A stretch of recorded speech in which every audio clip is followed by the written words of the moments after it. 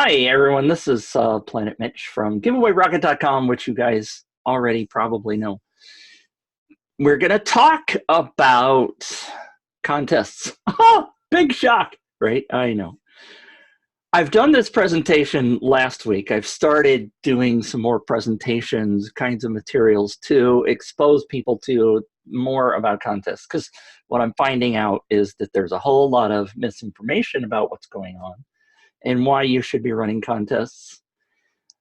So I've taken what happened last week and I've boiled it down to the meat of the matter about 5 myths that I think are very common conceptions about contests. And then we're going to talk about how to possibly put them into play in your business. Now, I love this. I love starting things out this way, and I actually use this in some of my contests. Can you guys see my screen just to make sure? Linda, maybe it's frozen for you. Yeah, no, actually, it's just done a really weird fast zoom motion and caught up to you, and I can see your screen. Great. I can see it. I saw this actually on a contest, and it's an excerpt of some TV show, I guess. I don't even know where it came from, but it just slays me because it's the kind of celebration that I really want people to have when they're running their campaigns. And I want the people who enter the campaigns to feel this kind of emotion too. So I'm personally learning a lot about gamification, things to make things happen more energetically and to get people more involved. And the more you start doing something like this, the more you start seeing it all around. You know that there's a name for the syndrome of seeing things once you're focusing on it. But gamification's starting to be all around us. There was one at the grocery store I saw just the other day of mystery Oreos. I'm like, oh, so they want to turn this into a game for you to figure out what the flavor is. Now, isn't that interesting? But anyway, so this is what I hope to have an experience for in your contests. What we're going to talk about is that I didn't change this slide. I'm sorry. We're going to talk about some myths. This was the same slide from the beginning of the other one, where we were going to talk about what, why, and how, but we're going to throw out the how. We're not doing the what and the how. We're doing the why. So anyway, what we're not going to talk about is stuff like traffic sources and Facebook advertising, and I'm not going to teach you absolutely everything I know because there's just not enough time. The assumption is that you already have a business that is making sales. I've learned in the last year in working with clients and people in my Win Together program, where we take people and walk them through the steps needed to make a contest and to make it work. And we actually build the contest and we execute it during the 6 weeks of the Win Together program. That some people think they need to build their audience before they even know what the heck they're selling. And what that's always turned into is a disaster. And I've had some clients where they weren't even really quite sure what their end product was going to be, and they hadn't made any sales yet, but everybody in the internet keeps telling them they have to build their audience. And frankly, that's not the right way to go about it.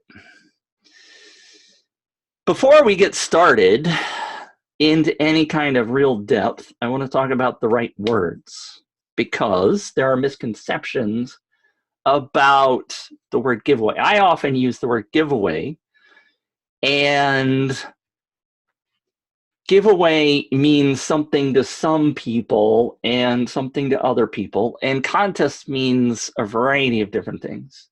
So I want to make sure that we're on the same page. A contest, at least in the United States, is defined legally as something that has a judge. Somebody has to make a decision as to who the winner is based on some merits. whether it be a photography contest as an example, or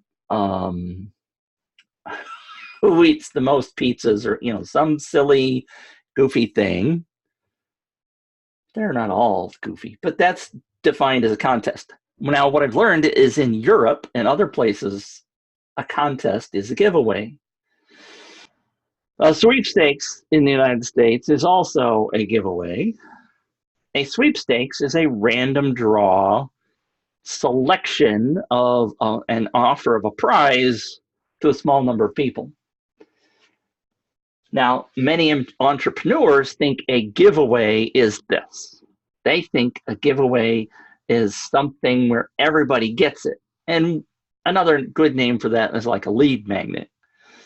And typically what we're doing is talking to entrepreneurs here. We're talking to people that are running a business.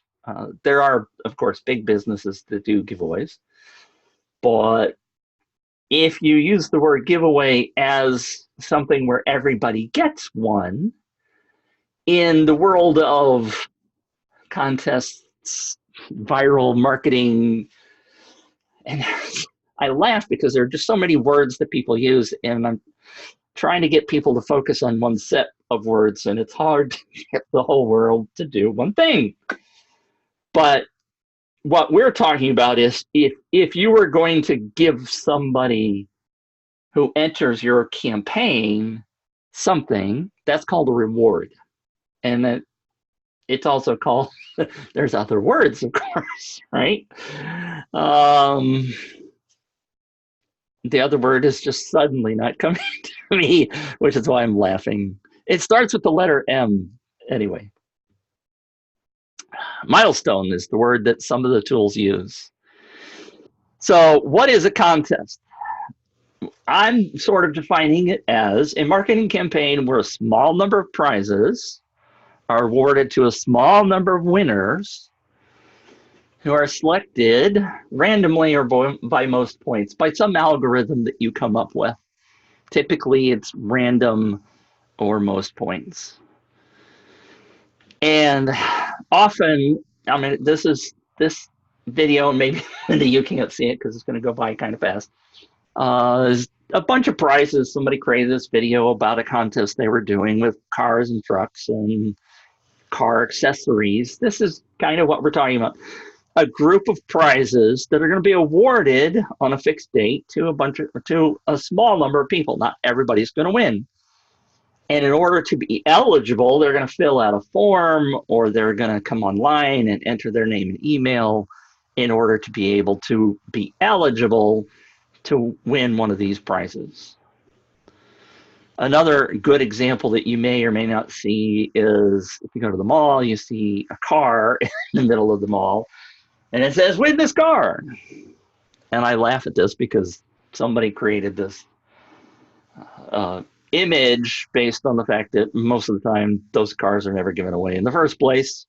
And when they are, they're like 2 years away is what the date of the drawing is going to be. And there are so many restrictions that the person they end up selecting doesn't win or isn't eligible or whatever. And so in the rules, they say, well, if the first winner that we pick isn't eligible, then we're not going to give the car away. So they never end up giving the car away. Now, I have recently been to a convention, and Dodge Ram was at this. Was a filmmaking thing, and on the left side, they were giving away that white truck. If you can see it in the background, it was for kind of a video filmmaking kind of tooling truck. It was a $40,000 truck. And you see all these people hanging around, and all of them were registering, and I even registered. And when you registered, they gave away a T-shirt. So you gave them, not only did you have the chance to win, for your email and your name, and you actually had to give them your address, which many campaigns don't do these days. But so you had to be willing to give up something in order to win. And they incentivize you by also giving a T-shirt, which I still wear to this day. And I found that interesting because it cost them based on my estimates of talking to people that have booths at that show, that it probably costs them about $70,000 for the booth, plus the staff of 3 or 4 people to take entries, plus the thousands of T-shirts that they ended up giving away. It cost them a lot of money. And I bring this up because part of the myth is that contests don't work. And yet here's a major company, and I show the one on the right was Sammy's DV store. There's a filmmaking thing, but they were offering a couple of $1,000s in prizes. And the only way you could enter, in Sammy's case, was to do something like this, to put in your name in a fishbowl. They didn't even have an electronic way like the Dodge people did. And it was rather fascinating because they had an iPad for you to fill out all the information that they needed. It was a very interesting tool. I thought kind of cool. But obviously it had a lot of expense to it, and so did the prizes that Sammy's was offering. So why do people do that? Obviously, contests work. And we're going to talk about some of those things in the myths that we're going to talk about. But basically, a contest used to be this kind of an offer, either at a convention or at a local store, at a restaurant. You've been to a restaurant. And there were good things about that and bad things. And we're going to talk about how the modern world is different than this. I mean, you still have to give up your name somehow if you put in a business card or whatever, like in this example. And I guess the question is, have you ever run a campaign? And it looks like we lost. Linda, you're the only one left. We lost Ben. I know we've talked about it, Linda, but have you ever run a contest? Can you hear me? Are you still there? She's muted. All right. Most people. All right, I am here. Okay. Very slow system. That's fine. But yes, I still have not run my first contest, but I am hoping to do that. I was hoping to have it done by the end of this month, and it's not going to happen. But I am still working towards the same contest as I was doing before. Great. And we're going to make that happen, Linda. We got to make that happen for you. I've known Linda for a while, for those of you who are tuning in, listening, watching. Linda and I have been around for a while, and bless her heart, Linda has supported me all along. So thank you for that. You're welcome. Typically what happens is that if you ran a contest, it didn't work very well. And the reason for that, and I've talked to many people who have done contests in the past, Jenna Apgar, for example, ran a contest and she was very unhappy with it, at the results. And I got on the phone with her, bless her heart. She was willing to spend a little bit of time with me, and we went through some of this material in a different kind of method. And she said, "Holy crap, Mitch, now I get why it didn't work. I didn't do the right planning." And what she fell into was the myth that we're going to talk about today. And she didn't understand really how the contest process worked. And she didn't understand the value of the prize. We're going to talk about all those things. Now, I mentioned here word of mouth. And if you go back and think about this kind of a contest where you just drop your name in, or you filled out an entry form somewhere and you dropped it off, unless the prize was stupendous and outstanding. And hi, Brian. Brian's here. Thanks for showing up. Unless the prize was really outstanding, you didn't go talk to your friends and say, "Hey, you really ought to go down to the mall," for example, with that car, and you ought to put your name in there, right? Because the thing that is most prevalent in your mind when you enter a contest, for example, like the old days, is you want as few entries in this bowl as possible.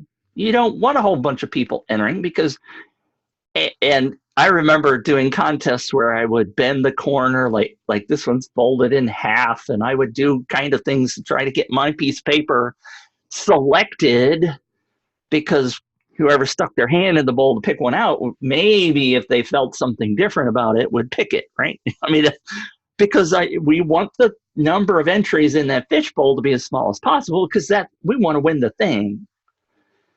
And so we don't go tell people about it. And that's what's happened. The word of mouth aspect of campaigns in the past caused them not to work so well. And so what we're doing in modern days is in modern days, like today is so special compared to the past, but we're asking people to do referrals. And what we have to do as part of the process is to incentivize them. And we're going to talk about some of that coming up here. But why do we want that? Is it just that we want a bigger number of people in the pot? Or is there something special different? And so I've done some research, and the Wharton School of Business did a survey, and they found that referred customers, people who came to a business because they were referred by somebody that they knew, loved, and liked, spent 26% more money, and there's the sound, via every other traditional marketing format. So people that came because of referrals spent more money. Don't we want that? Yes. As a business owner, 82% of consumers have been identified to be more likely to buy a new product when they heard about it from somebody else. And this is true because of, I mean, you go look at Amazon, right? What do you do when you go look for a product on Amazon? You scroll down to the bottom and see what other people have said, what their reviews are. Now, those aren't people that you know. Those are just random people from the internet, but you trust them. And if those people, inherently you trust them, I mean, you may think some of them are scammers or paid people, so there may be a little bit mistrust. I mean, if your friend or family member says go buy this, you're going to go, they probably used it. They probably understand the product, and I'm going to go buy that. The same thing is true with contests. We're going to get some, if we get people to do referrals and post it on their social media, we're going to get a little bit of that bonus feeling from people going, well, if Linda Lamont posted this on her timeline, maybe I should pay attention. And so stuff that we're seeing is that we're learning that referrals absolutely work. And so our goal as contest owners today is to get more people to do their referrals and bring in the friends.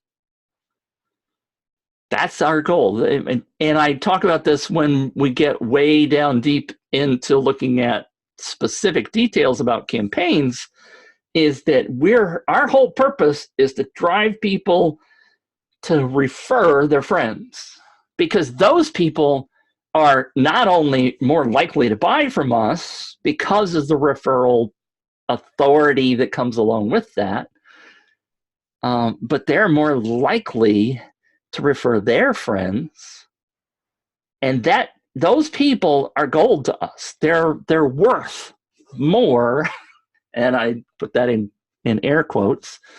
They're worth a little bit more because of that authority that comes along than people that we even just bring in that are potentially either cold traffic or warm traffic through something like Facebook ads, because those people don't really know, like, and trust us yet.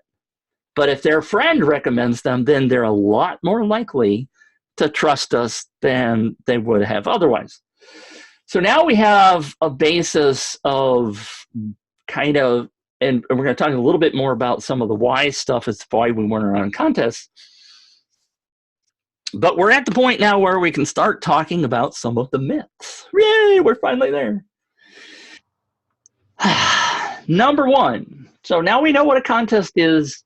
We know a little bit about how we're going to run it, but let's address this one. Contest leads do not buy. Danger, danger. So many people tell me this. It just drives me bonkers. Which is why I start doing things like this, because the research that I'm finding is that this is true, right? Let's go back to this picture. Why on God's green earth would Dodge Ram at a filmmaking convention put a truck and offer t-shirts and spend $70,000, $50,000, $70,000 on a booth if this did not help them sell trucks? I think that one's pretty easy. However, this is still very prevalent. And if you've ever done a search on Google about contest leads or why run a contest, you're going to find a whole bunch of articles that say, don't ever, ever, ever, ever, ever run a contest because those people will never, ever, ever, ever buy. And I've had a long ongoing argument with Sean, as an example, who his business is, I'll give you an example, and bless Sean's heart, we've had this conversation before. So he said it was okay to talk to him, tell you about him. But his business is that he sells gift cards to like restaurants and stuff like that. And what he did was he ran a couple of contests to give away some gift cards.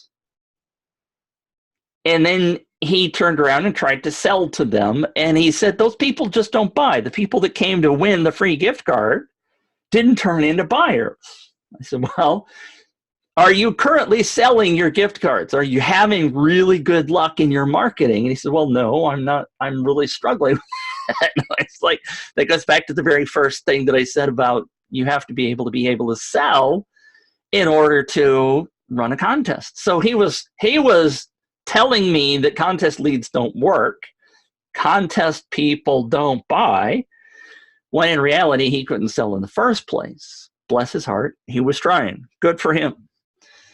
And I'm not being mean or cruel to him. It was just, you got to convince me that you can sell, because part of the process is that you're going after leads here, right? We're not talking about really convincing buyers at this point. We're wanting to get people onto our list so that we can sell to them later. Now, that doesn't mean that we don't want them to buy. In fact, we definitely do. But let me give you this example. David Frazier, and this is an example that UpViral has created a really, really good case study. And I will give you that link when we're done. So you can go read up on this. But I helped David create this campaign, and he didn't take all of my advice, and he says he will next year. But he's run two campaigns. He did one in 2018, and he did one in February of this year in 2019. And he attributes those two giveaways for launching his business. Now let that sink in. He did two campaigns and launched his business. He didn't do any other marketing. He did two giveaways. And he gave away one of these things in the lower right corner, which he's calling a bunkie. It's basically a little backyard log cabin, and they retailed this year for $7,000. Last year he was charging $6,000. So this is not a measly little tiny ass prize. This is a $6,000 effort. And bless his heart, instead of starting small like I advise, he went whole hog and offered one of these $6,000 log cabins. Last year, that brought him 12,000 leads. This year, it brought him 34,297 leads. And the way David runs his campaign is that he runs a 3-4 week campaign in February. And at the end of that, he runs a 3-day sale. So he's talking about it throughout the entire campaign that says, look, I'm offering the $7,000 bunkie. At the end of this giveaway, if you don't win, you can buy one for $1,000 off, basically about 20% off for 3 days only at the end of the giveaway. And he did Facebook Lives and he did all kinds of great stuff. At the 3-day sale, he did $300,000 in sales. That's a lot. And it, like he said, launched his business for this year. He's absolutely ecstatic with the results. He also did 1,998 survey participants. I laugh because most people just say 2,000. So in the campaign of the 34,000 people that signed up, he asked them to do a survey. And in that survey, he got a lot of good information. So not only did he get leads and not only did he get sales, but he got information about what people would potentially be interested in later on. He also, side tip, used those survey participants in his Facebook advertising custom audience because he knew those people were willing to spend the time to answer the questions. Those were the kind of people that he wanted to market to. And so he's taken, I mean, this is a fabulous case study. I really encourage you to go look at it. Now, I didn't teach him all of that stuff. He made up a lot of it on his own. But we use this information because it was a fabulous example of what works. I also use this example. If contestants don't buy, why would McDonald's Monopoly game run every year? Now, it's not just a pure contest. There's a game involved, and they've gamified it like I was talking before. But McDonald's has been doing this since like the late 70s. This is something they do all the time. I simply am showing you that I believe that contest leads will buy. I've also interviewed quite a few of the people that have entered campaigns, and I'll give you an example, and I don't have a slide for this, but Joanne is a professional contester. Now, she's in Canada, and they call themselves contesters in Canada. And it's her full-time job. She enters contests constantly.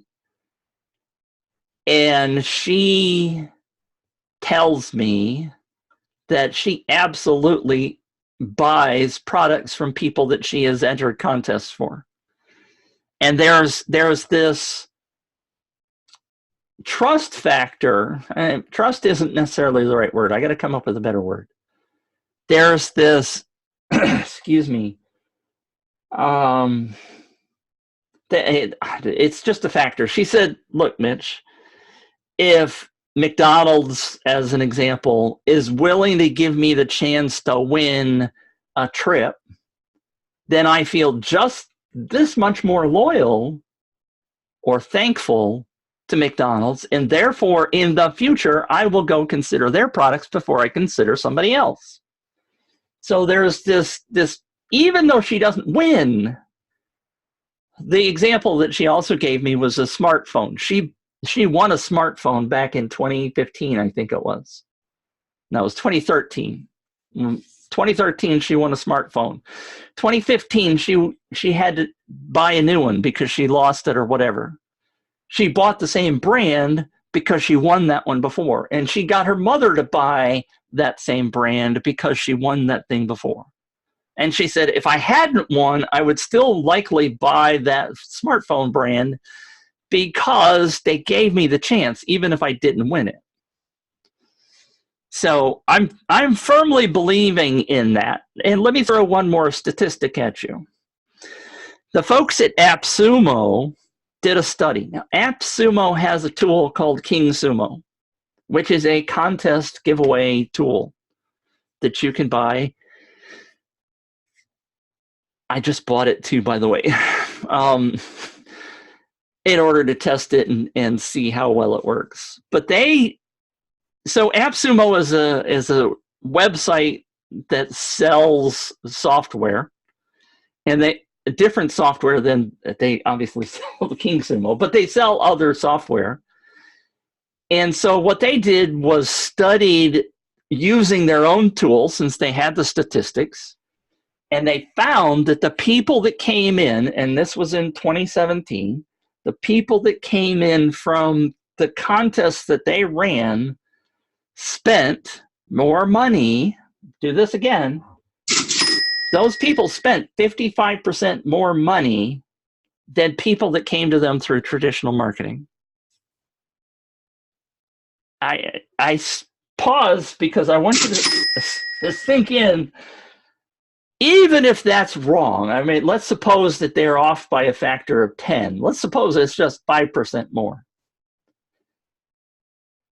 Assuming a contest doesn't cost you a fortune, and the people that come in spend 5% more money with you than the people that come through traditional advertising, why wouldn't you focus on those people? 5% is 5%. AppSumo said it was 55%. The other survey about the referrals was 26%. So if these leads, if the contest is done properly, and we're going to talk about that, then why aren't you doing this? Myth number 2, email is dead. Now, this isn't specifically a contest myth, but I think it's critical. I like this too. Email is not dead because that's where people are buying.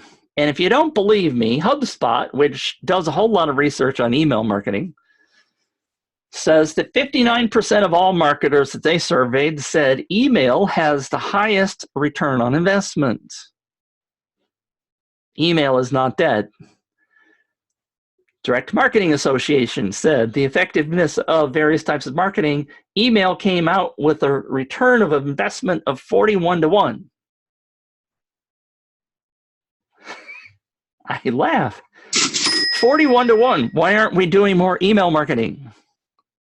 The buying pattern of 72 million customers in 14 different industries, Castora says 40 times as many purchases came from links in emails as from Facebook or Twitter.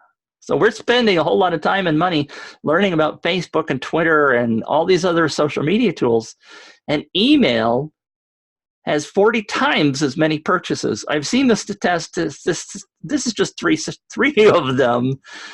I keep seeing this all the time. To this day, email still outperforms all other channels, Entrepreneur HQ.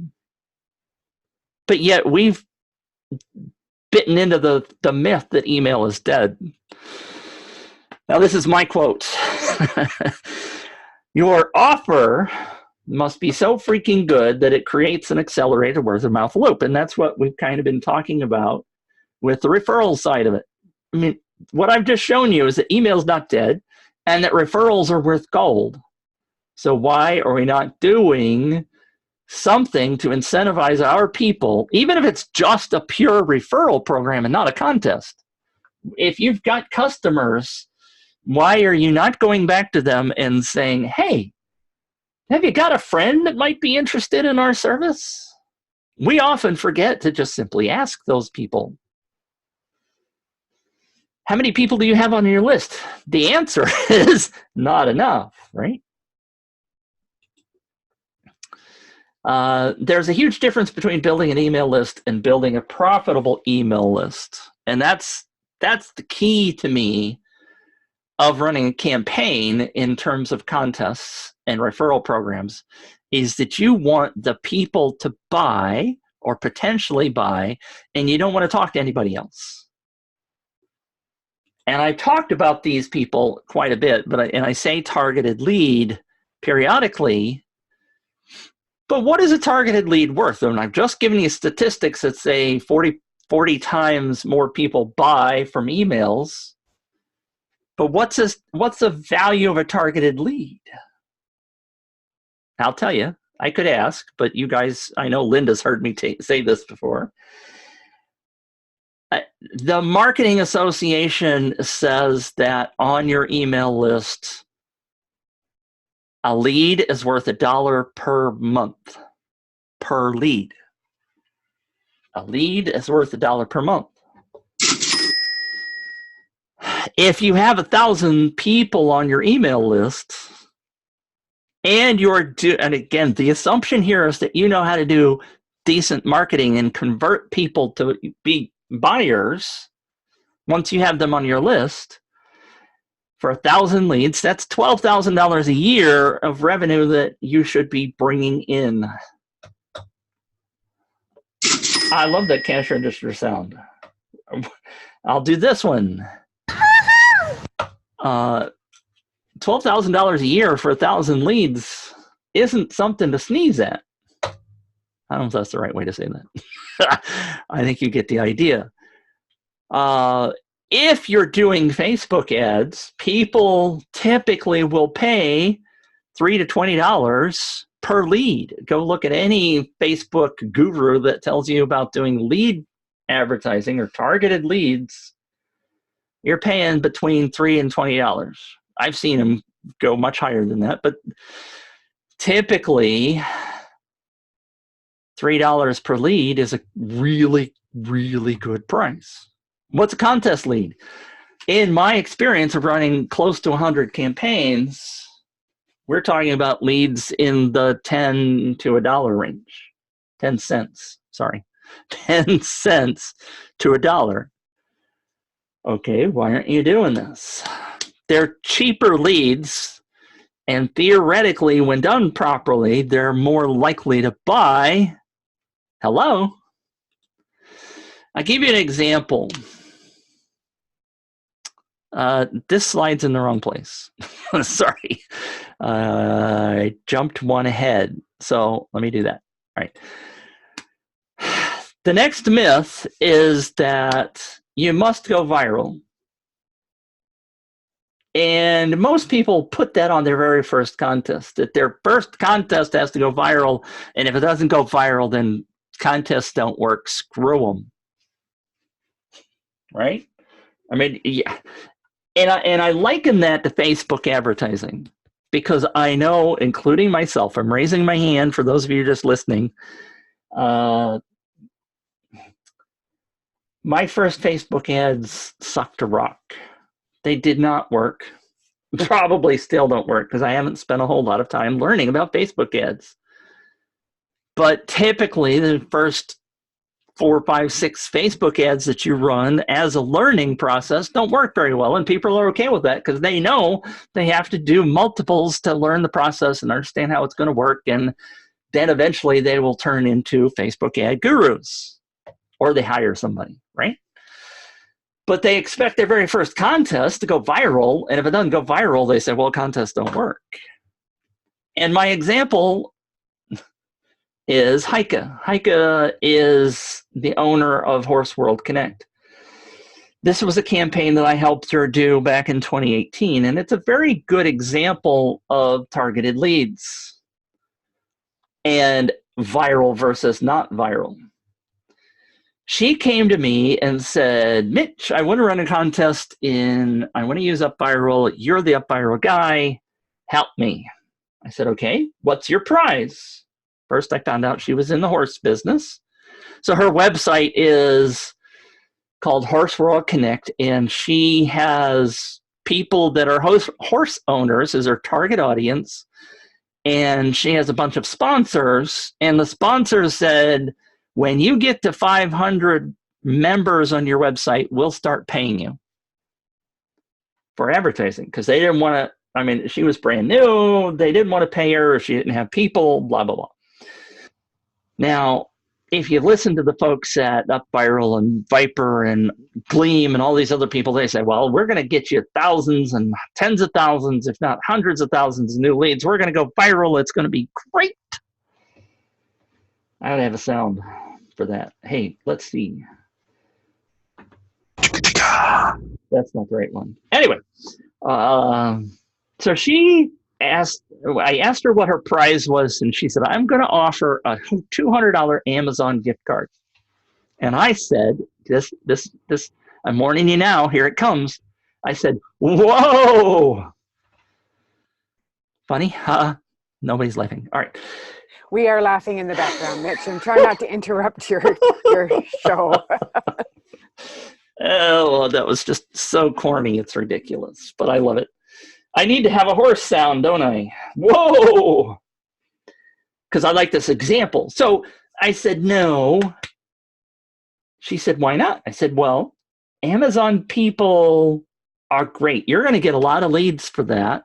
But all of my horse owners buy all their stuff on Amazon and have. I said, but yeah, I'm going to enter your contest because I want to win a $200 Amazon gift card, but I don't care about damn horses. Sorry, Heike. Oh, well, most of the people will buy horse stuff, won't they? I'm like, no. People are going to use it for all kinds of different things. So we brainstormed, came up with the idea of offering a $200 gift card for a horse product, right? I said, let's find one of your advertisers. She eventually did that. But she wasn't sure she could convince an advertiser. She said, well, let's do this. We can put an extra field on the form, right? I said, yes. Why don't we ask them for the name of their local tack and feed shop that they buy all their stuff and give them a gift card for that store? I said, now there's an idea. It targets the people. I will not enter that campaign. If you see down here at the bottom, I put in Mitchie's Horsey store because I would not, I mean, the form actually said enter your local tack and feed shop, and I typed something in, so you don't see what the prompt was. But their prompt was, and therefore I wouldn't enter that because I don't have a local tack and feed shop. I'd run away screaming, going, well, okay, I'm really not interested. Because what would I do with a $200 gift card for some horse store? When you go after targeted leads, you're much more likely to end up with buyers. And this is the big deal in running a campaign. She ran her first campaign. She brought in 623, if I remember the exact number correctly. She had told her advertisers that after she had 500 people, she would start asking for fees. And so she was ecstatic with 623 leads. It does not have to be viral. And in fact, I don't want it to be viral. If she had gone viral and had 10,000 people on her list, but they had no interest in horses, I think you get the idea.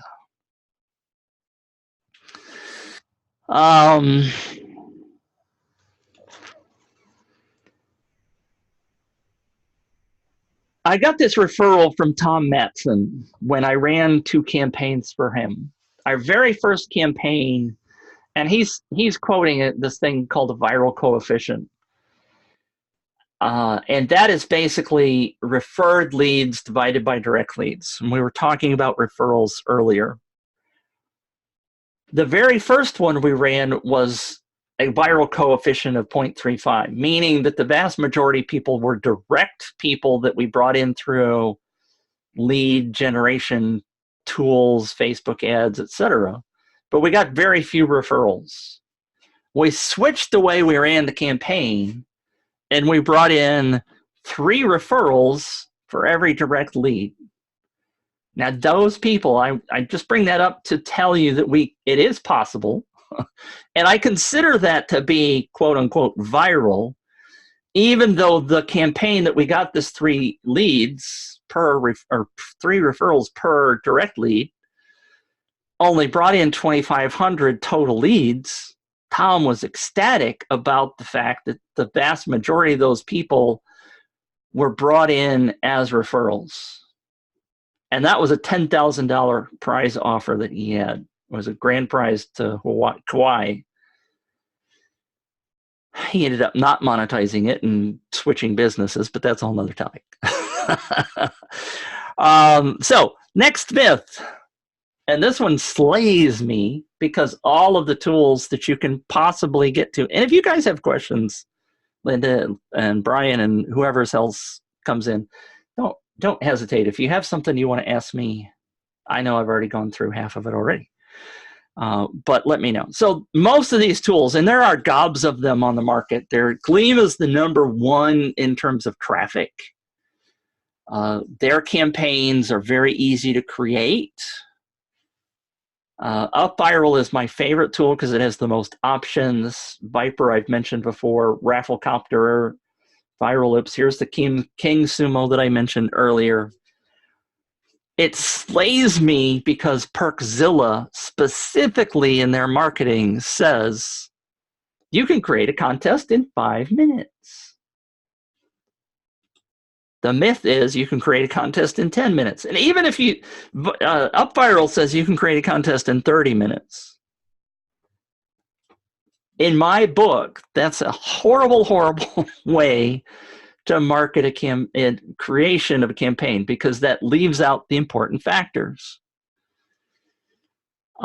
In case you don't know, here's a quick overview of how these campaigns work.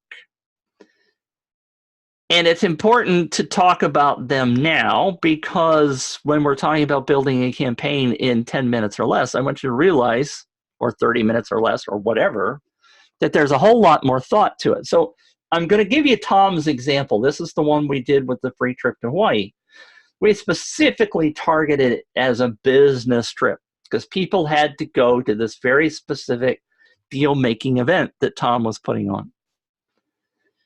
So this is the first page of the process, and this is the bottom part with the form. You saw the example in Heike's case. He asked us to ask for their phone number because we wanted to have people, we actually selected 10 people and did a live random draw from those 10 people. And I'm about to sneeze, so pardon me. Maybe, maybe not.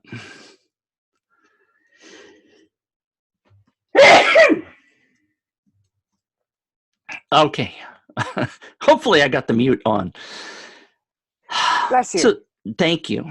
The second part of the process is to share the offer. And we've talked about how this process kind of works. And this is, so this, once they've given me the name and email, all that stuff that we asked for, here's the page. And this, I would probably design it differently. I don't like the colors that Tom picked or anything else. But anyway, it's not about the look and the feel. As a side note, I've had this discussion with multiple people lately, and they think that it has to be pretty. It doesn't have to be pretty. It has to be functional and easy to understand, even with these ugly gold colors. We got 2,500 leads. But this is the second page, and this is where we're asking people to refer others. So there are buttons on the left-hand side, and this is the other left hand, right? There's buttons on the right-hand side. I don't know how my kids ever learned left from right, because I never do it properly. Embarrassing.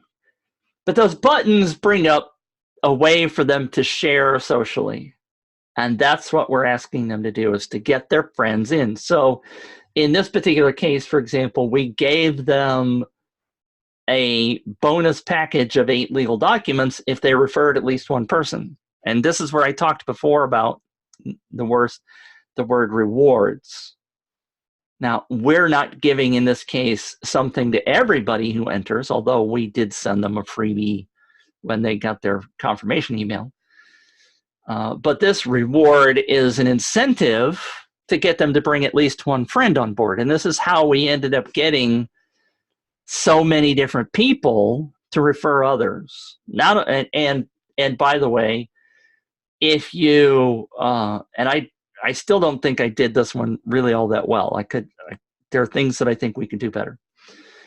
But if you brought in, so if you got, let me see if I can talk clearly. If you brought in yourself, you got one chance to win the $10,000 prize. And it says here, if you share, you earn 20 additional chances to win the trip for each person you refer.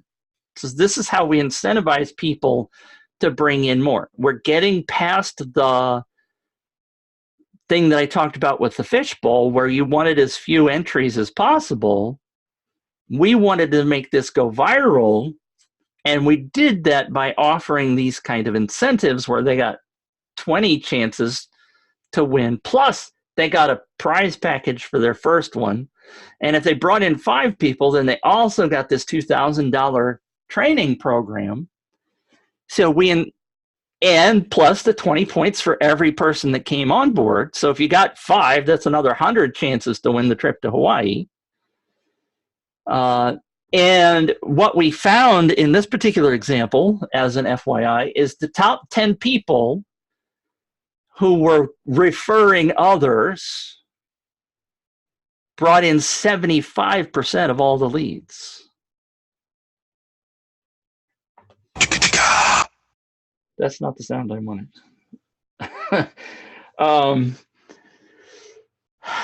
75% of all the leads came from 10 people. And so when you get the kind of prize that makes people go, heck yes, I want to win that, or I want to earn these referrals. And by the way, I want to go back to this because Tom's quote. This campaign that we ran that got us 0.35 had over $1 million in potential rewards. So if people did referrals, they could earn up to $1 million. Not everybody. I mean, we had $1 million total in things that they could win $1 million. And we had so many things that they were confused. We found out that they had no idea how to earn them or what they were. Major learning experience that campaign was.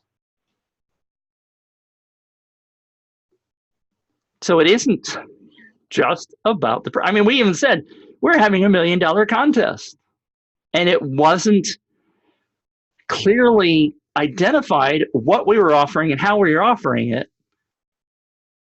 And yet a $10,000 prize, in this case, $12,000, trip to Hawaii for a business event brought in 10 times the leads that $1 million prize did. And I'm going to mention that as another myth coming up. So in case you haven't seen this, I got a million charts like this, but this is this very simple process of what's this viral loop that we're talking about, where there's a lead page and the sharing page, and when they share and bring in new people, those people are the referrals. Those people are what I like to call gold.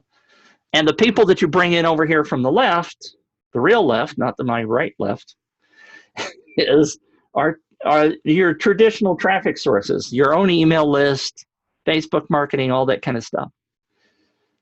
Now, the last thing I really want to point out when I talk about this is that the people that come through this secondary viral loop are basically cold traffic. You need to consider them cold traffic.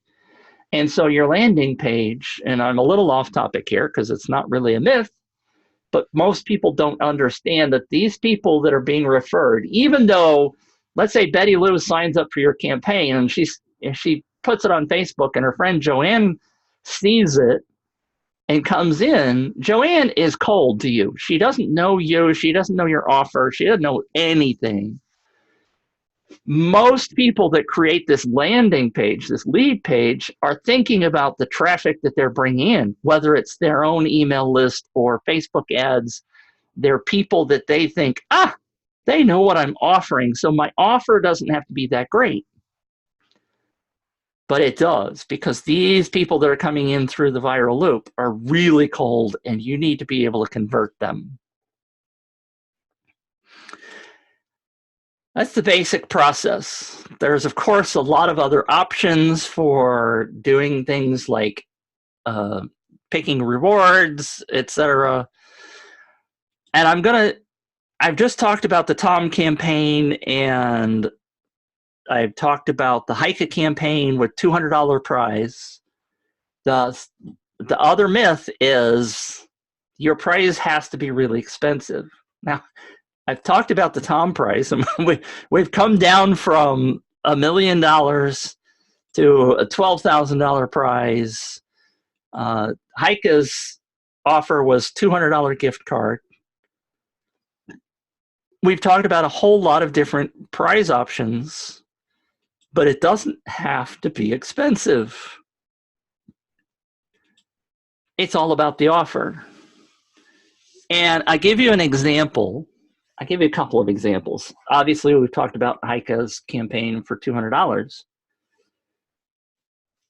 My friend Bradley has run multiple campaigns to the survival niche, people who are afraid that the apocalypse is going to happen, so they're digging holes and building houses underground so they can protect their families. They tried stoves, they tried expensive things, crock pots, all kinds of different things. And they ended up finding that the $49 halogen, really cool, long battery life flashlight was their best offer. So there's two things there. Number one is, and I mentioned this before, don't make your first campaign be your only campaign, because just because it doesn't work or doesn't convert the way you think it might, doesn't mean that you can't make it better the next time and find your target. Bradley runs these $49 flashlight campaigns all the time at this point, and they bring in lots of targeted leads. So it doesn't have to be a $1 million prize. It doesn't have to be a $12,000 trip to Hawaii. A $200 gift card for Heike brought her 600 leads. The math is really pretty simple there. It's about 33 cents a piece. Here's another example of a campaign that was a $50 Amazon gift card. Now, this is run on Gleam. You see their little logo here. And they don't be confused if you see a Gleam campaign that has the total entries at the top. I see this is another myth. It's a minor myth. But I see people say all the time, well, they got, in this particular case, and I have to do where the commas would go, 779 million emails for a $50 Amazon gift card. Woohoo! Right? Danger, danger. No. Notice that if you referred a friend, you got 100,000 leads all by yourself.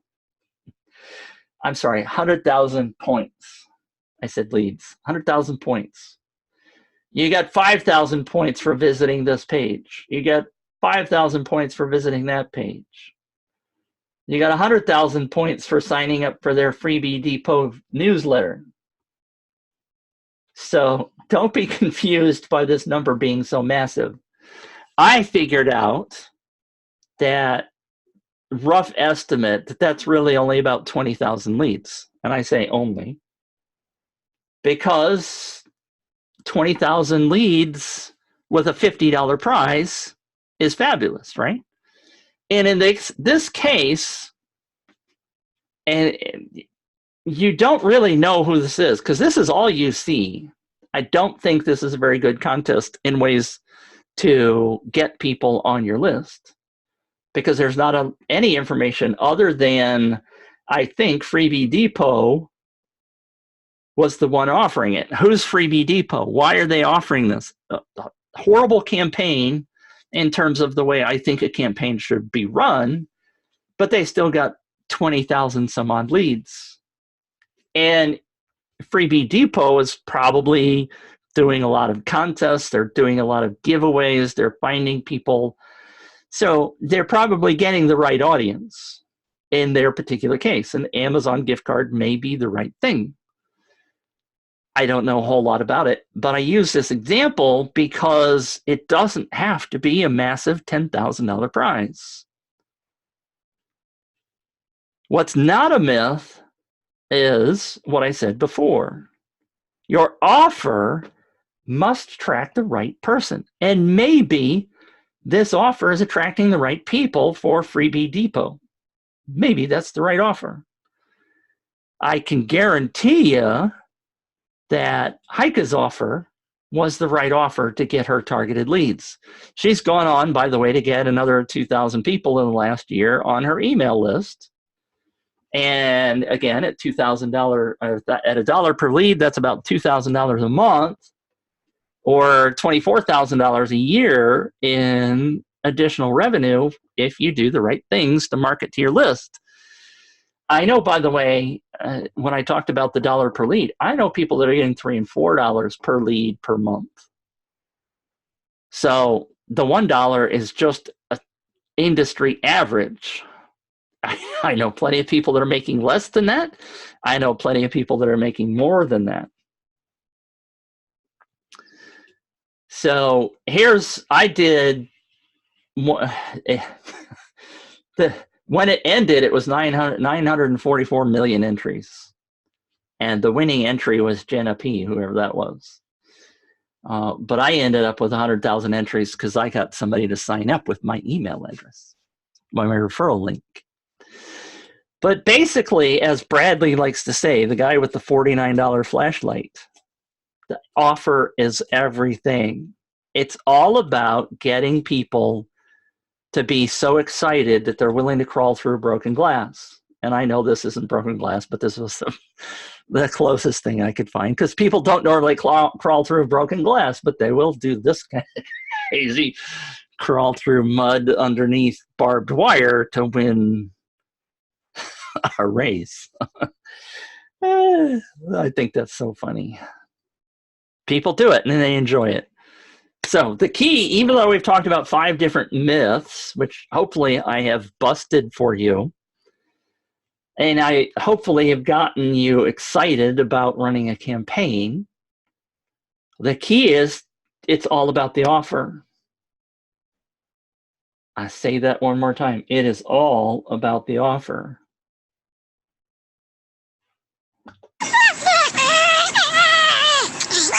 Oh, really? Oh, really? I don't know if you've seen that. That's a porcupine. This lady gives porcupine a cob of corn and tries to take it away from him. I like this one too. Pretty good stuff. That's just silly. It's all about the offer. She gave the piece of corn to her porcupine, and he did not want to give it up. She gave him the right thing. But it's about prize selection. We've talked a bit about that, and rewards. We've also talked about that. And something that I didn't really mention, but custom actions. If I go back to this example, all of these things down here at the bottom are basically custom actions. Getting people to do activities, sharing, logging into your website, that kind of stuff. Those are typically what we're calling custom actions. So those are a great way of getting people to do stuff and to do referrals. But these 2 things, the prize and the reward, are what the offer is about. In the example I showed you about the Tom trip to Hawaii, we incentivized them with a great offer. We incentivized them with the rewards that they were very interested in getting. And therefore, they brought in lots of friends. It's all about the offer. Did I say that often enough? I think I got the idea. Thank you, Linda. I thought that was a recording for a second. I didn't push any buttons to make sounds happen. You came in right on time. That was awesome.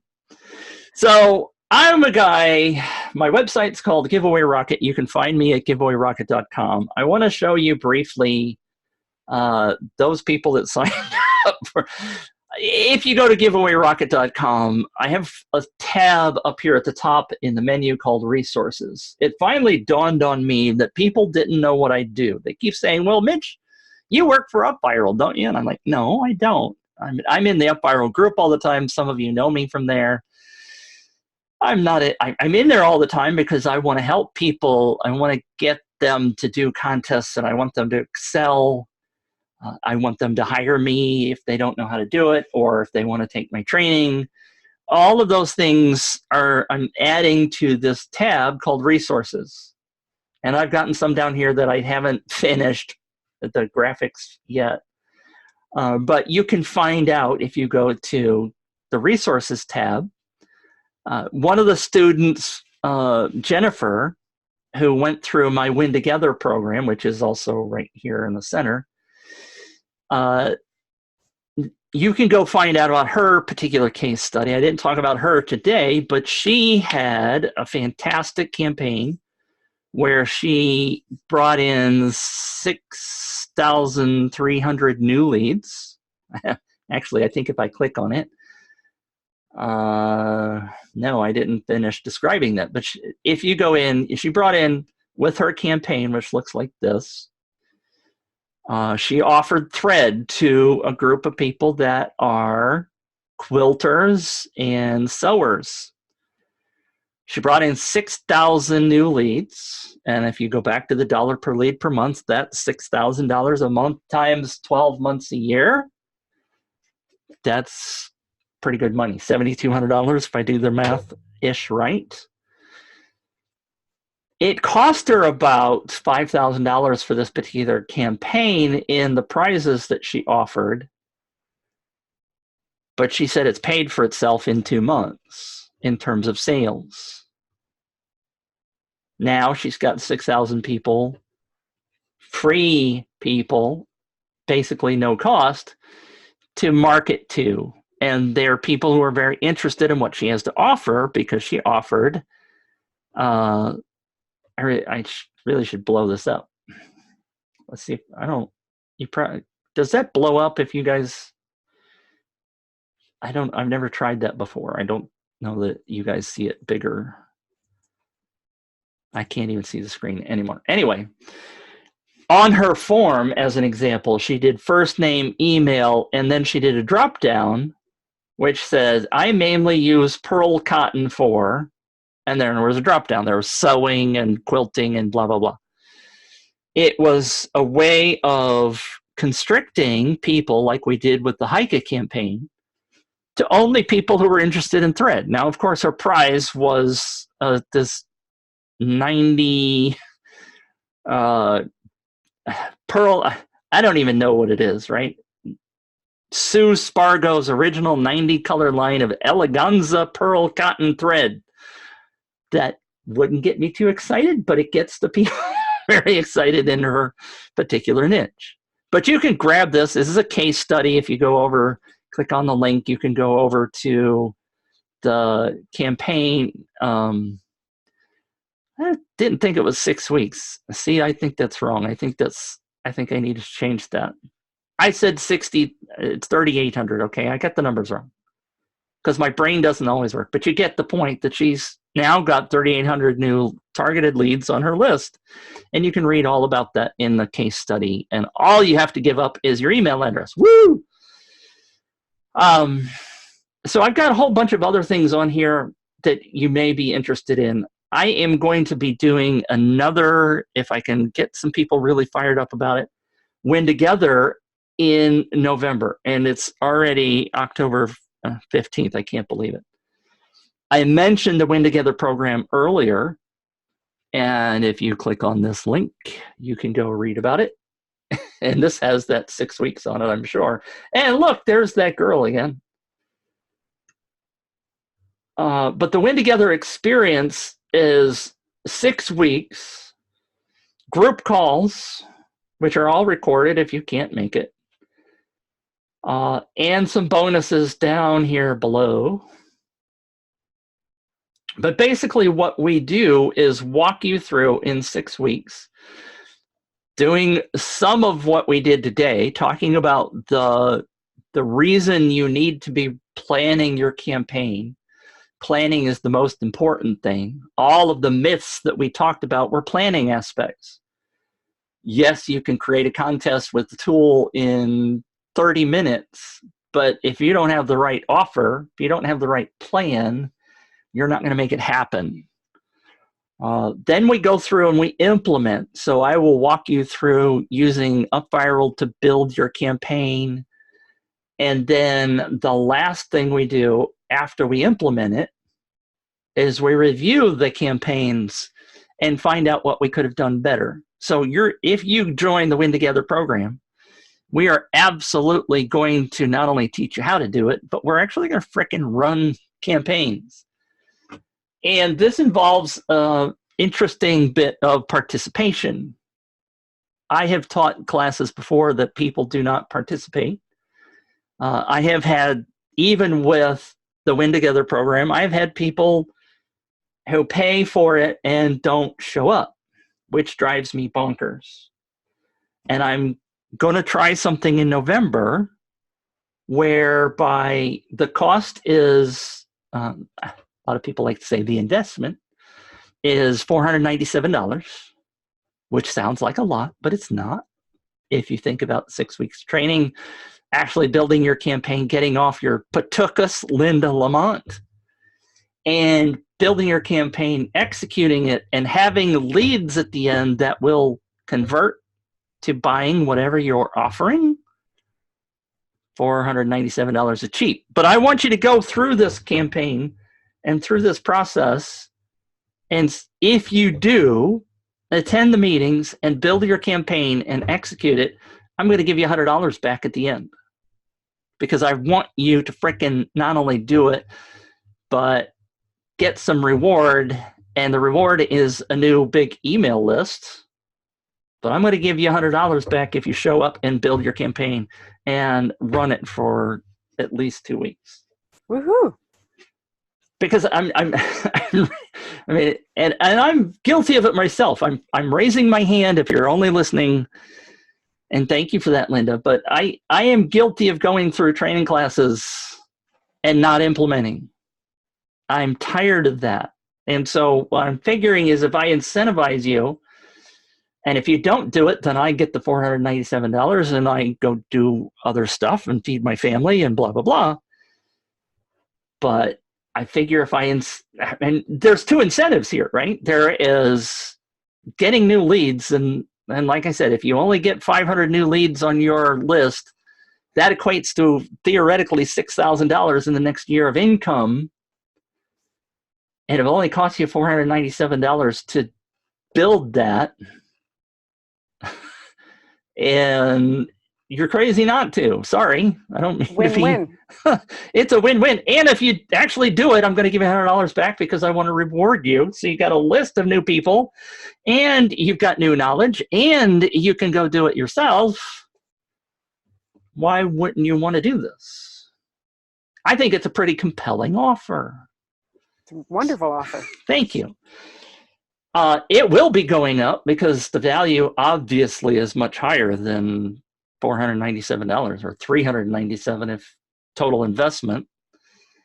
But I've been through this 3 times through this campaign. I've had Jennifer was one of the participants, one of the better ones.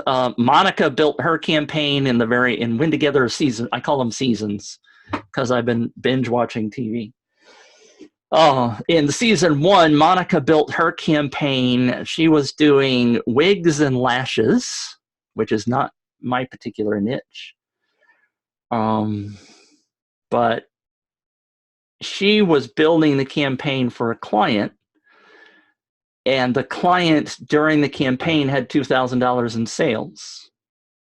So Monica paid me $397 for the class. Her client sold $2,000 worth of stuff before the campaign even finished. Your example may be different. I can't promise you that you're going to make money. That's obviously up to you. But I do believe with everything that I have shown you so far, if you put the effort in, if you create the right offer, which is what we will help you do in the Win Together program, I don't see how you can fail. Now, I have had 2 or 3 people fail. I'll be frankly honest with you. Paula failed miserably. Paula is a really nice young lady. Okay, she's about my age. She's young. Paula came into Win Together with her offer of a weight loss product. She had some difficulty with the vendor that was providing the product, so she decided to switch to quilting right in the middle of my campaign. That did not work so well. She, bless her heart, I love her to death, but she is one of the people that I have created this quote for when we started. This is not for you if you're not already making sales. And I'm going to be pretty stringent about that. Now, I'll work with you if you're still concerned or trying to figure some things out. But with people like Paula, bless her heart, love her to death, Ken was another one. Ken did not understand what his market was. He's still trying to figure it out 6 months later. It's just going to be more difficult for you. I would rather you spend your money going out and figuring out what your right offer is, building your business, getting sales, and then building your audience than to spend money with me. It's just, I'll take your money if you want to learn. I mean, I need money to feed my family, obviously, but I want you to be successful. I want you to get into the campaign and go, well, I think I need to switch products. Bless her heart, love Paula, but it was difficult for her. And her campaign did not do very well. She got less than 100 leads in her campaign because she didn't know what she was doing. So if you're interested in the Win Together program, let me know. There is a sales page here. And I think I have to update it because I don't think I have the right price because it is now $497. If you want, by the way, I have a $1,997 offer. Linda already purchased hers a long time ago, bless Linda's heart. But if you want everything I ever offer again, you can pay me $2,000 and you will be my best friend. Here's Ken, by the way, with the testimonial. I have only one step now. I hire Mitch to do it for me. Now, he's actually gone through the Win Together program and learned how to do it himself. But the campaign that he did in the Win Together program turned out to be not so productive because he didn't know what his offer was. Here's David. David says, hire me. I'm giving you my testimonials. Here's Monica. She had sales, 2,000 visitors to her website. I have some more testimonials I need to put on there. That's what I need. But if you're interested, let me say you should be interested. Thank you for sticking through me for today. I appreciate you helping me understand what works and what doesn't work. I think I know I've given you a compelling offer as to why you should be running a contest. So let's get together and do Win Together program in November. I know, Linda, you're the perfect target. Yes. When are you starting it? Undecided, but hopefully the first week of November. Mm-hmm. I don't know the exact date, but I got to get people in it first. Right. I'm just trying to organize myself because if I can have stuff shipped out basically at the end of the contest for Christmas. Right. That would be about the right time. Right. So then I can use that in my planning. You could also, by the way, since it is November, you could be running a Black Friday kind of offer, Black Friday contest. Sure. Because that's at the end of November, right? Right. Not as big a thing in Canada, but we actually are catching on and we're still doing it. Oh, yeah. I forgot you're in Canada. Yeah. No, but I go Black Friday shopping in Michigan. It's a half an hour away. And Black Friday is still, and so now Canadian stores are now having Black Friday sales as well. Cyber Monday. Absolutely. So that's all I have for you guys today. If you have any questions, let me know. Brian, do you have any questions? You popped in kind of late. Appreciate you being here. Linda asks me questions all the time when she's working on stuff. No? Brian? No? Nothing? All right. Thank you for tuning in. Brian's out having breakfast. Linda, thank you for being here. I appreciate you, as always. Mm-hmm. I'll look forward to the updates on when your next launch starts. Okay. I will make sure you're aware. Great. Thank you. All right. Oh, Brian says no questions for now, and I heard you sneeze. You did. Darn it. Yeah. It was not. Oh. It was not silent. Darn it. Oh, well. Such is life. I sneezed. Yep. All right. Thank you very much. Okay. We will talk Thanks, to you Mitch. soon. Okay. Bye-bye. Bye-bye.